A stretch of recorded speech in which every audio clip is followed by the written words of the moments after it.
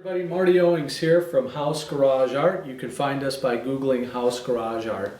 Now, I get emails from time to time. People ask me, well, what are you using? What types of paints do you use to paint your paintings? And I often say, well, I use these water mixable oils. And they say, water mixable? Well, that's not traditional. Didn't the old masters use real oil paints? And sure, yeah, they did. And they dug up, all of these different types of chemicals from the earth or whatever, and mixed in pigments and who knows what they were touching and all the chemicals. And there's nothing wrong with traditional oil paints. I use them, I like them, but if you want to avoid having to use harsh solvents or the chemicals, or you're worried about some of the odor from traditional oils or anything like that, these are a really good alternative, and they clean up nicely with just some soap and water. So that's the most impressive thing about water mixable oils, is the cleanup time. It's really easy. You'll keep your brushes fresh by just washing them in a little bit of soap and water, and then putting some brush conditioner on them and storing them till the next time you use them. But I wanted to talk a little bit about some of the paints, types of paints I use. Now, I'm not a painting snob. I didn't go to school for 20 years to learn how to paint. I'm mostly self-taught. So I just kind of use what works for me, and then it may or may not work for others. But here's the deal. Winsor & Newton makes a nice line of, and some artists turn their nose up at Winsor & Newton, but they make a nice line of water mixable paints. They have lots of different colors.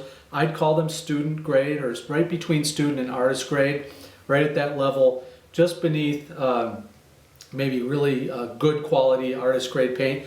But for water mixables, you get a wide variety of color, and again, they're mostly inexpensive paints.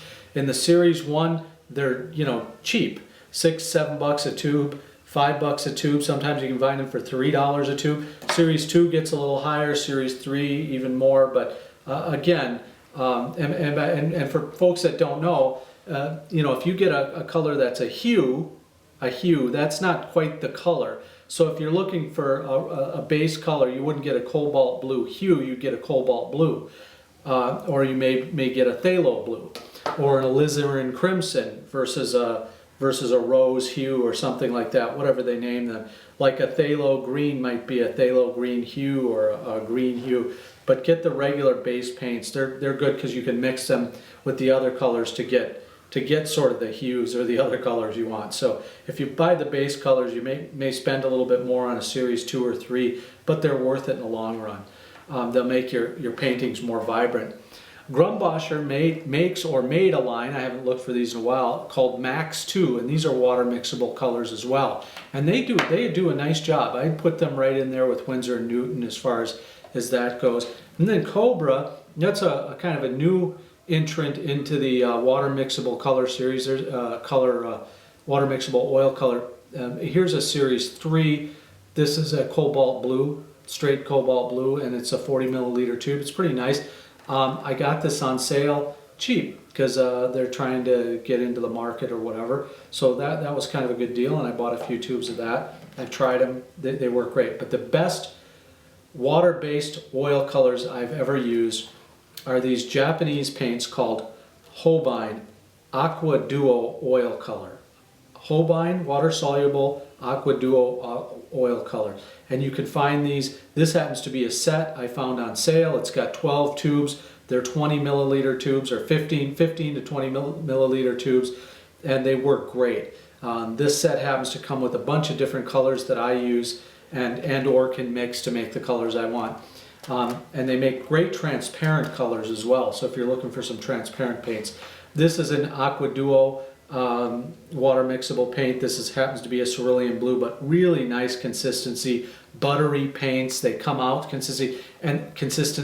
And here's the thing with Holbein, they fill their tubes to the max. So when you go buy a tube, you'll notice that there's this thinness with some of these paints. Well, when you go buy an Aqua Duo tube of paint, it's filled up so that there is absolutely no room left in that tube. I don't know how they do it, but they max out the quantity of paint in there, and it's great. I like having them do that.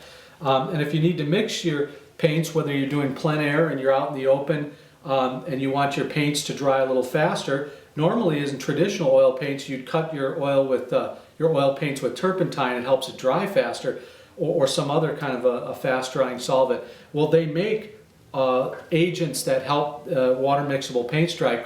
It's called Fast Dry Medium, and Windsor Nude makes a line, others make a line of that, and those work great. If you're just painting in the studio, you can use any kind of container, but you just fill it up with some soapy water and mix your brushes in it. This happens to be a brush washer that I take into the field, but and I've done both plein air and studio painting with all of these paints, and I have nothing against traditional oils. They're great too. I use them as well. But if you want to experiment with these, you're going to spend a little extra, but if you do buy the Aqua Duo, you're going to be very happy with those paints. It's going to be hard to go back.